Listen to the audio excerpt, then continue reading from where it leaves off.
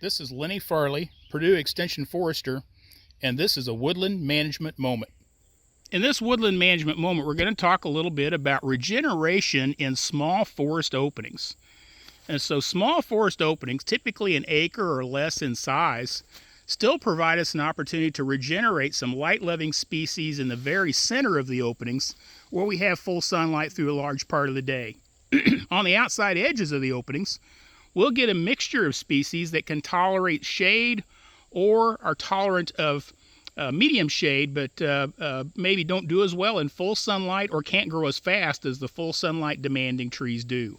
So this type of practice really produces some additional diversity in your woodlands with a completely different set of plants and also a completely different structure of habitat with this thick regeneration.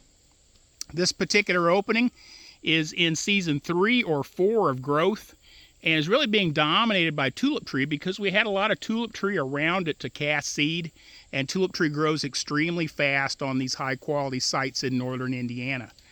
I've also direct seeded some black walnut in this area, and I'm going to be entering this stand this winter to identify black walnut seedlings and do some thinning around them so that we continue to have some black walnut as part of this opening.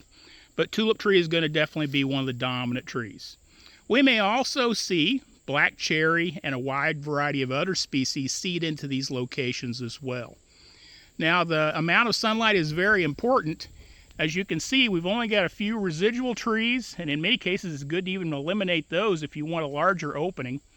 And I also leave some standing deadwood in here for some wildlife structure. We can compare that to the semi-shaded and shaded areas where you can see there's a lot less growth and regeneration happening. It's a much lower level of vegetation in these areas with a heavy overstory cover. So small forest openings, a way to regenerate the light-loving species and also add some really interesting and useful wildlife habitat diversity to your property.